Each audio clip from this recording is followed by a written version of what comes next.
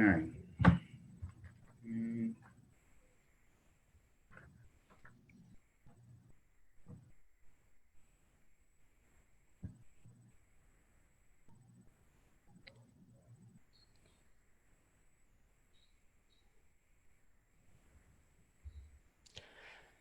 Good evening and welcome to the Defender Fitness Alliance show. Um, this evening, I have another very special guest. He's an Army veteran. He's also an athlete for Operation Enduring Warrior. He's also a Spartan Pro athlete as well. You can do more than you think you can. I have none other than Jonathan Lopez. Jonathan, first off, thanks for taking the time, man. I appreciate you for coming on here. Let's start off with just tell us a little bit about yourself and your service. well, no, first I want to say thank you. So we're talking earlier, like what you're doing is very important, allowing us to pretty much share our story and all this in hope that at least it reaches one person. If we can reach one person today, you did your job. So a little bit about me. I served in the United States Army. I was in the 1st Infantry Division. Um, Nothing extraordinary, actually.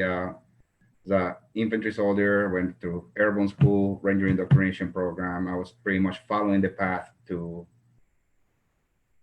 make this a career. A regular Thursday night, I was leaving the barracks and I was hit by a drunk driver. Mm. That pretty much changed my life. How I long was were you in before that happened? In 4 years, 4 years? so that pretty much changed my life. I woke up at Walter Reed Army Medical Center, not knowing what had happened. Like I really have no recollection, and I remember actually waking up. I was covered, and they told me I had lost my arm. I automatically went to count my fingers, and it's funny because my hands, I still say hands, my hands were by my side, and as I moved my fingers, I could feel them touching my leg, and I counted all the way to 10, and I was like, I think you have the wrong guy. So they uncover. Well, anyways, that started pretty much. I'm not gonna talk about the rehabilitation part of it, but that started pretty much a process to get out of the military. And as I was telling you earlier, I was making an army a career. This for me was in 3 years and college. This is all I ever wanted to be. Hmm.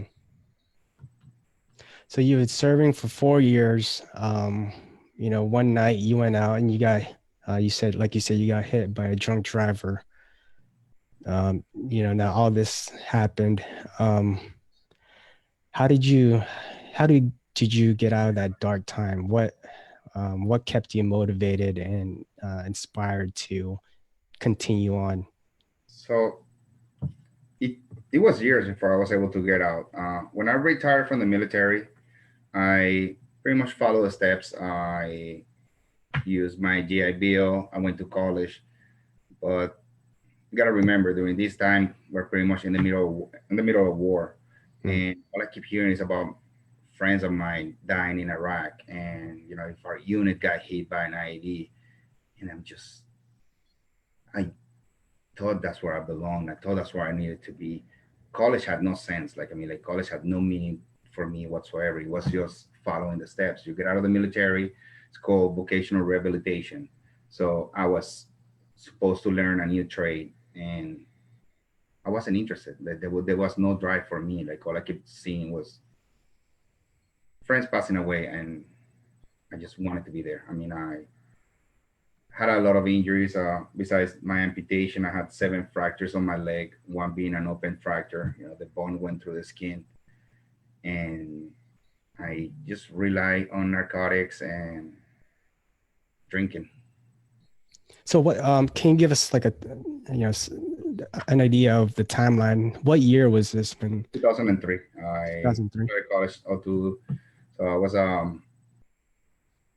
2000, like, just like put in well, like 2003 to 2010. In 2010, pretty much that was the end of it. Like I have failed college. I attempted regular 9 to 5 jobs. I kind of didn't feel identified with the veteran community because Hmm. I just thought like, I wasn't combat wounded. That was taken away from me. Like it's funny trying to explain this, but I was I wasn't really mad about missing an arm. I was just mad about the circumstances. Like I know the job that I took. I was an infantry Right. soldier, a paratrooper. Like I was ready to go to combat. If that meant losing an arm, a leg, or whatever in combat, I did my job. Like my problem was that it wasn't my choice. I just felt like someone else took it. So I didn't really connect too much with the veteran community because I didn't really feel like I was a veteran. I really Right. thought that like I didn't have a place among them. So trying 9 to 5 jobs, I did attempt back into college. My life was just spiraling out of control. It's funny if you don't have a north, you're gonna go all over the place. And I didn't have one. I didn't have a purpose. So, guys, if you guys are watching this right now, if you're watching later on, this is a guy that's, um, was committed to the service. He was all about the army. That was his life, and just one night that was taken away from him from, like he said earlier, by a drunk driver, and now he's basically disconnected with the community, right? Because you know his guys, his buddies, his unit was going out because this was a time when we were out like deploying every time to Iraq and Afghanistan, and basically that was taken away from him, and there wasn't no connection with the community at all. Mhm. Um, how did you climb back up from that depression that you talked about and the addiction? And what's one thing that you wanted our listeners and our viewers to take away from this interview? Stop playing the blame game. I mean, at the end of the day, like it doesn't matter. If it doesn't matter if it was an ID, a drunk driver, Right. your own body because of an infection, cancer, whatever it is. You just gotta like stop trying to blame life for what happened to you. Just accept that I'm wrong with it. 2003 to 2010 was pretty much the bad times. In 2010, I attempted suicide. Was at the VA hospital, and that was the last time I actually withdrew narcotics, and I was just so fed up with it. I went to a parking lot and I drank a whole bottle. It was 90 Oxycontins, and I drank that with a Red Bull. Once again, I woke up a few days later. I was in the residential unit. I hated being there. Once again, I just thought that the world owed me something. Like, like something was taken away from me. They have to give me Hmm. something back. And while I was there, this is my language, I was just being a douchebag. And this guy, this Vietnam veteran, was the one that kind of like snapped me into place, and he just told me, just shut up. Like he was very clear, like just shut up. And he told me, you have no idea what it is. Like you cannot walk 1 block without somebody saying thank you for your service, and pretty much look left, look right. There is someone that wants to take you fishing or 1,000 programs. And he explained to me how they didn't have these before, and how he has had to battle through pretty much his entire life through PTSD when it wasn't even recognized. Pretty much put it into perspective. And Right, right. So I was that like your wake up call, so that to was say? that was definitely my wake up call. Like the years leading to it. What can I tell you? I mean, something happened to me. The military did everything that they could. I mean, like they placed me into college. I failed and they placed me into college again. Like I received all the grants. I'm 100% service connected. Um, like I had pretty much everything handed, from the newest prosthetics that came out, whatever. It's just I was just angry. Hmm. When you're in a bad mood, like everything sucks. So like that's how I went through life.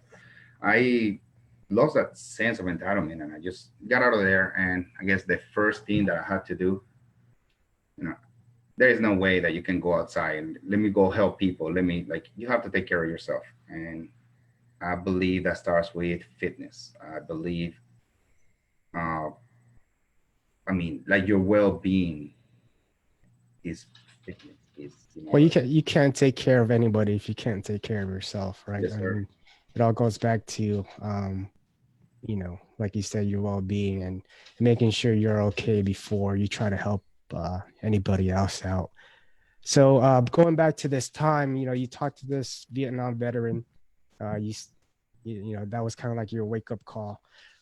What what step do you take to get on that right path and in the right direction?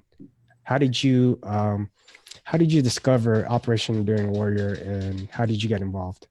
So um, for a few years, started getting back into fitness. It was a slow road, like there were a few hiccups. Well, I just started riding bicycles, started going to the gym 3 times a week, 5 times, and I actually then that was all I did. That was it. I was in control. That was my happy place. In December 2015, I was going to Walter Reed. I was Mm, actually going to New York City. I live in Miami. I was driving with my family, and I decided I'm gonna stop at Walter Reed. I haven't been there since pretty much since I was discharged. So my kids made a bunch of little cards, and actually they're friends at the Boy Scouts, and then it just grew into like friends from their school.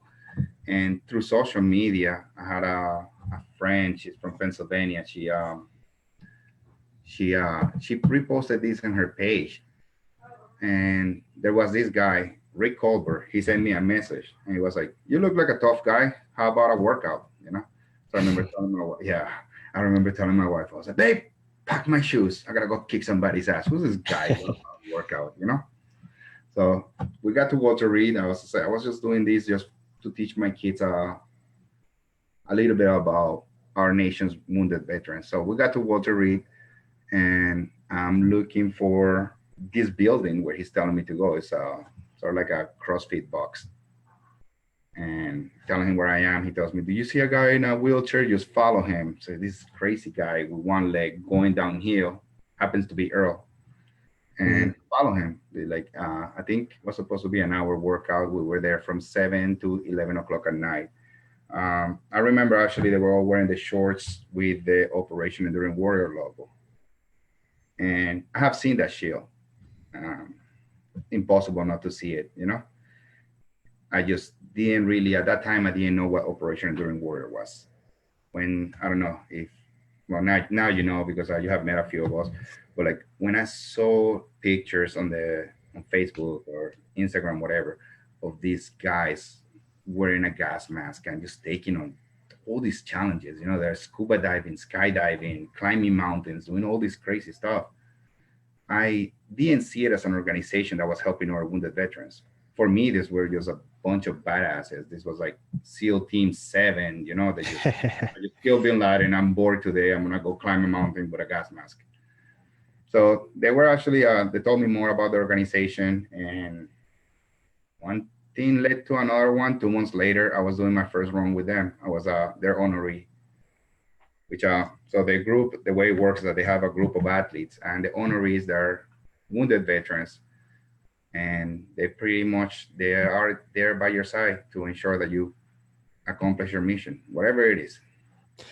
Yeah, it seems like, I mean, just looking at the social media, it's like they really do some cool stuff, man. Like I know you guys were out of the country doing Spartan races, right? Mhm. Can you talk a Iceland. little bit? Yeah, can you talk a little bit more about that? Like what were you guys So involved with? we have we are hopefully gonna do it a lot more soon. We have done a few missions overseas. I mean, some of them is racing, and this is bringing awareness. Like we also have I don't want to say sisters, but we have other organizations that we work closely with overseas that they do very similar stuff. So traveling overseas shows them that we, I mean, we America, we have always led the way.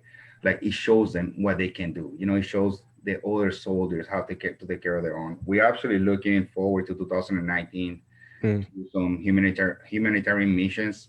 One of them being in Ecuador, Oh and just wow. help on an orphanage. I mean, it's it's an experience. So has that been would you say that's been uh, the best the best the best moment you had, I guess, like just traveling to different parts of the country and kind of just showing the like the spirit of the American military? What's been the best moment for you so far? Absolutely. I mean, not just overseas, just being out there and just kind of like being something bigger than myself. Like when we are in uniform, we don't like no one knows my name. Like we go by we are soldiers. We are members of Operation Enduring Warrior, and everything that we do reflects in our unit, our country, pretty much in everything. We have had the privilege of working also with kids, doing so much other stuff, and that has been my highlight. Just once again, like feeling proud. Like there is nothing like I don't care how much money you make. There is nothing like going home and just being happy about what you did that day. So, for listeners and viewers out there, how can they get, you talked about enduring Operation Enduring Warrior. How can they get more involved with the foundation, and where can they find more information? So the best way is to go through the website, which is enduringwarrior.org, and there is something for pretty much everyone. This is an organization that helps wounded veterans. I mean, it's veteran founded, but I'm gonna say it.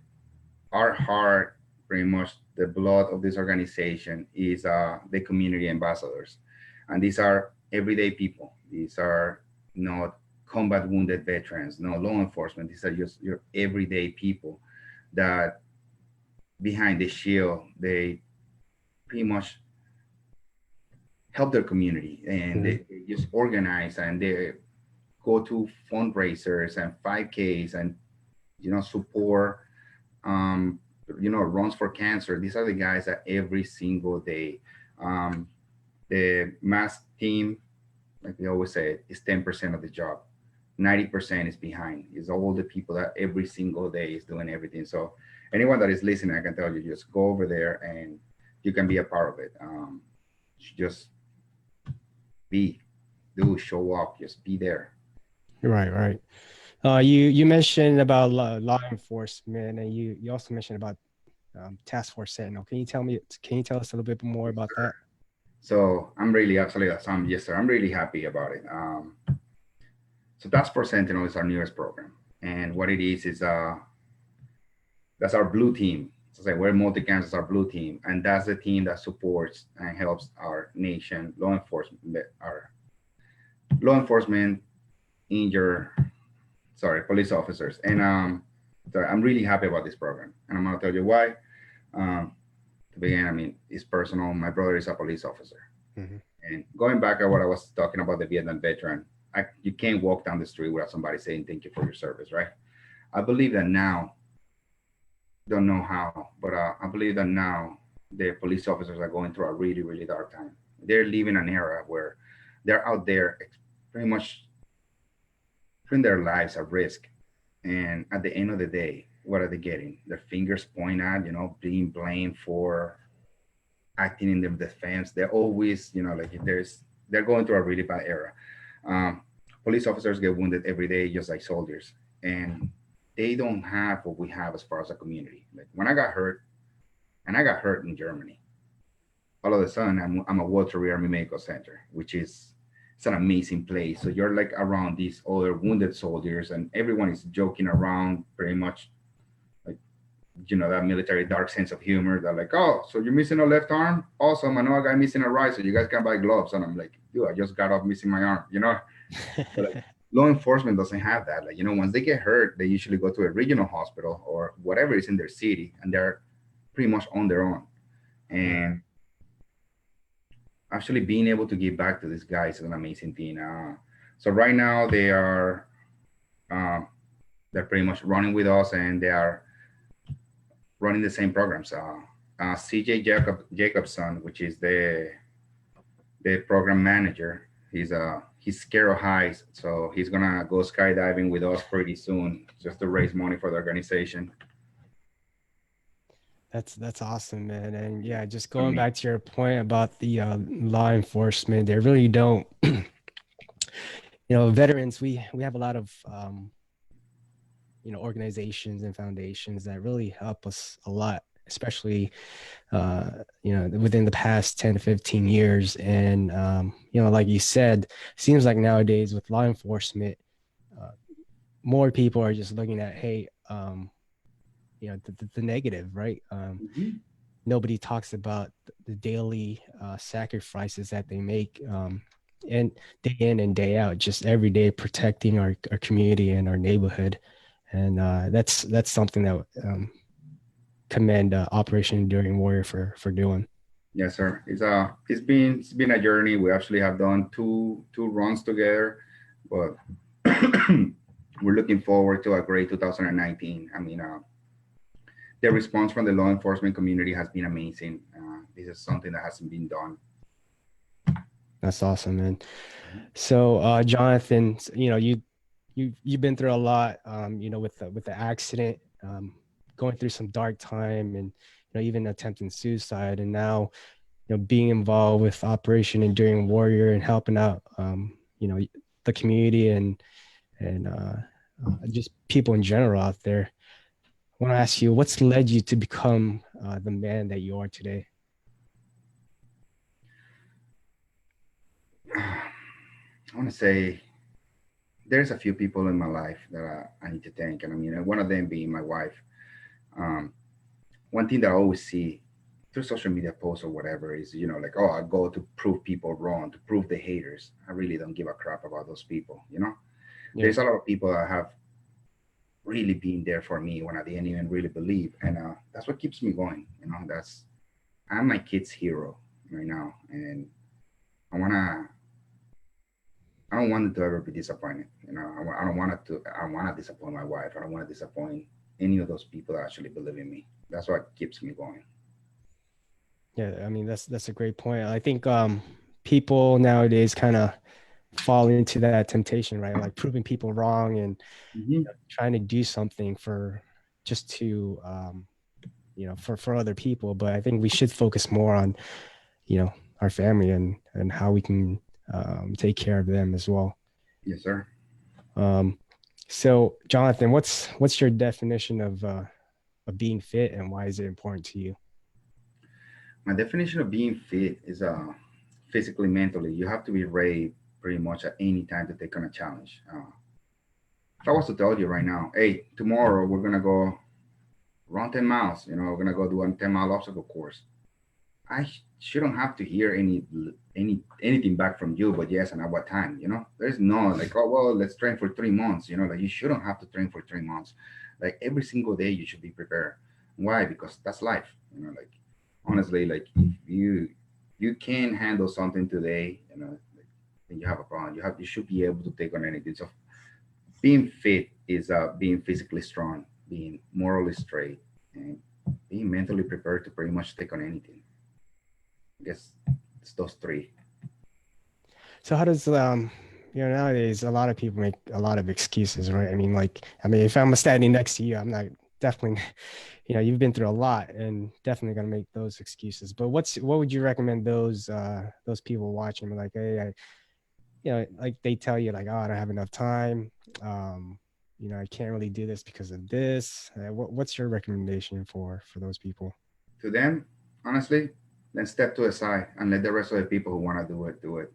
Because to be honest, like when you say, like for instance, when you say like you're standing next to me, like my disability is not missing an arm. Like that is probably the last of the things. I was missing an arm 10 years ago when I was sitting in a parking lot contemplating, well, not contemplating, swallowing pills to commit suicide.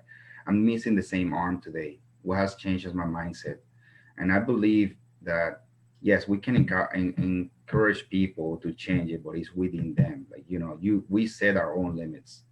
So, like, it's not about missing an arm. Like, it's not about missing a leg. It's about how much are they willing to sacrifice. Like, everyone wants to live a good life. Everyone today wants to live the life they believe they're entitled to, but are they really willing to pay the price?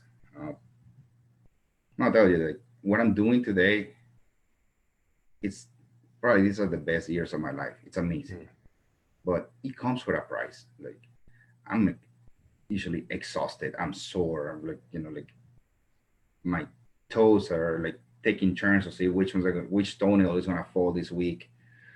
But that's the price. That's a price for my happiness, because that's one of the things we have talked about. everything that Operation Enduring Warrior does for the wounded veterans and the wounded police officers. But personally, I'm gonna tell you, as a team member, what it does for us. Like, like I'm not gonna play the look how much I'm giving, game. Is what we receive. Like, I is the satisfaction of once again feeling useful. I don't feel like a broken human anymore. Hmm. I it's amazing. Like sometimes like I receive letters or whatever, and I'm like, or go to speak at schools, elementary schools, and I'm like, why are these kids, like so, impressed with what I do? Like it feels good. Like it feels good to Right. absolutely You're be so. making a change in people's lives, positive change in people's life. And just to go back to your point, I mean, a lot of people are not, they might not be physically disabled, but mentally, it seems like that's where it is. It's mentally disabled.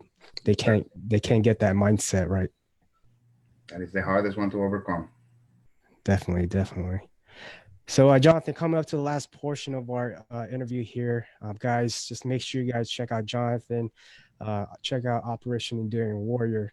So, this is the portion where I ask the 5 fitness facts of my guests. So, Jonathan, you ready?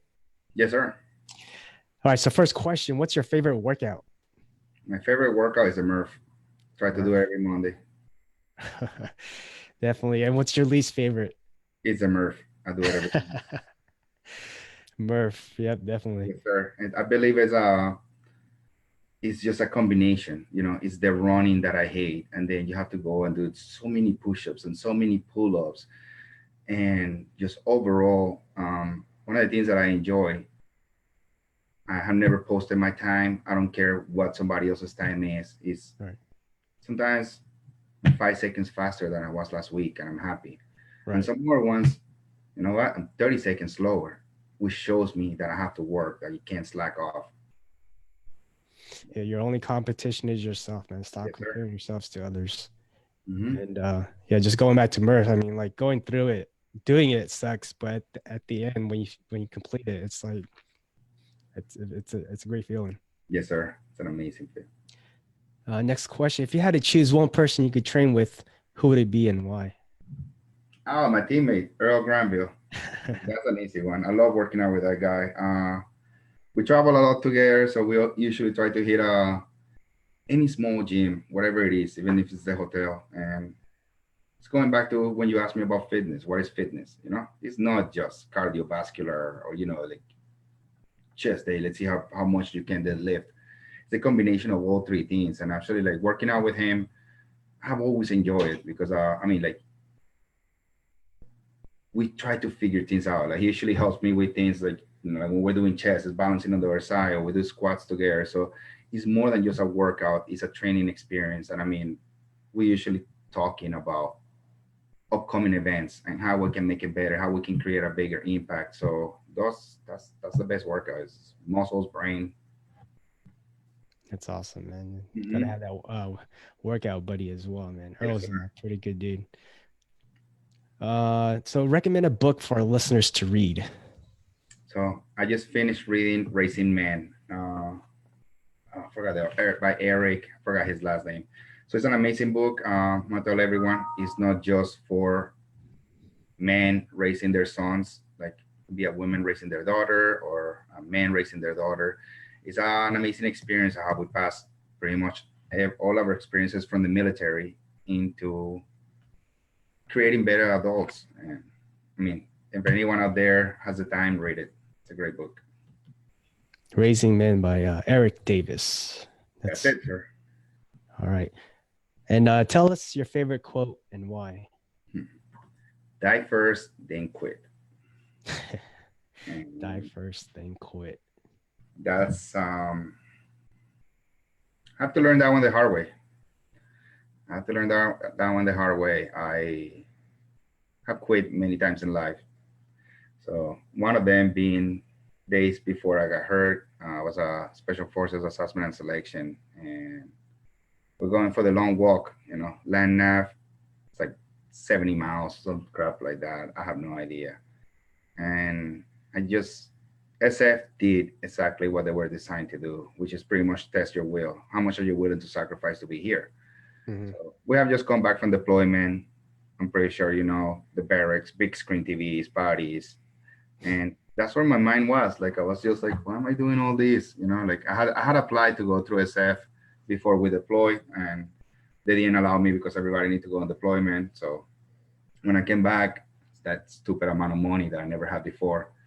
So I quit, and shortly after everybody finished their land nav course, and I never had a chance to go back. But another one is, for instance, what I'm doing right now. So I told you, these are probably the best years of my life, and I haven't felt like this since I was in the military.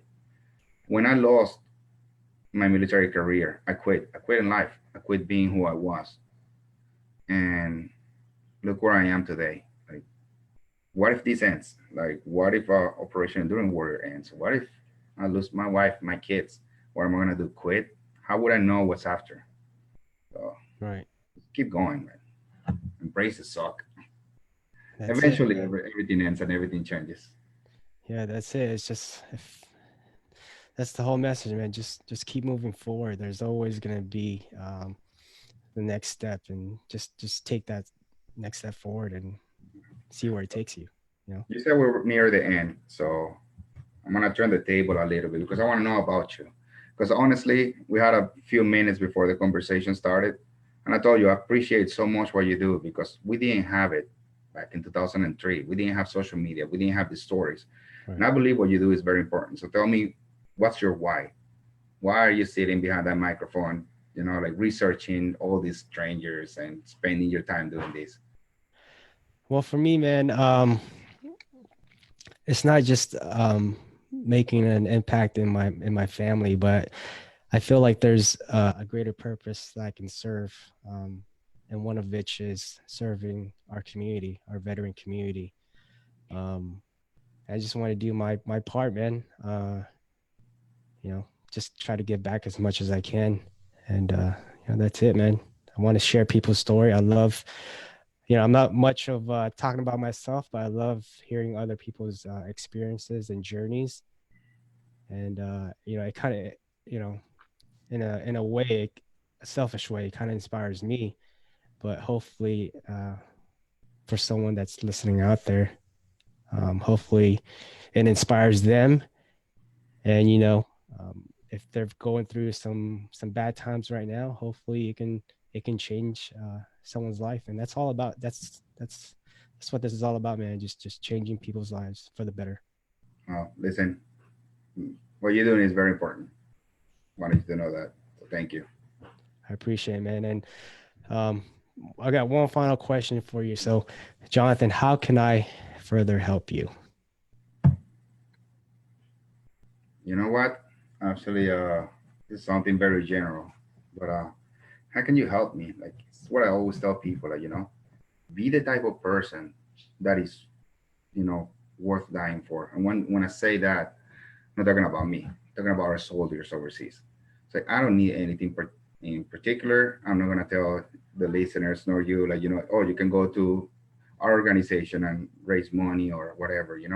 Do do whatever you want to do, but be the type of person that when those guys are overseas, sacrificing time away from their families, exposing their lives, be the type of person that is worth giving your life for. That's what I thought. Like you don't have to do anything for me. Just tomorrow do something for someone else, and just create a change, make a better country. Yeah, that's an awesome message, man. I mean, um, like you said, just uh, be worth dying for. Like Yes, sir. we sacrifice so much. You talked about it earlier, law enforcement. Be the type of person that that's worth, like you said, that's worth dying for, and change people's life for the better. Yes, sir. I mean, imagine after all these guys, all these years fighting, coming back home to finding now, a mess. Like people disrespecting the flag. Just don't be that person. You know. Yeah, definitely, definitely, man. So, Jonathan, once again, I appreciate the time. Guys, make sure you check out Jonathan. Hit him up on social. By the way, where can they find you on social media? Um, both Facebook and Instagram. I'm Lopez. That's Lopez. Dot OEW. That's for Operation Enduring Warrior. And hopefully, as I said, like anybody send me a message. If you need anything, I I'm not too cool. I usually try to respond to everybody eventually in the middle of the night, but send me a message. Usually ends up bad for people. They end up doing like 10-mile races and stuff like that. But That's awesome, man. So, guys, make sure you hit him up on social media, lopez.oew. And, guys, make sure you also check out Operation Enduring Warrior and see all the things that they're doing for our community. Jonathan, thanks again for being on the show. Hey guys, I'll see you guys soon. Keep changing lives. awesome. Thank you.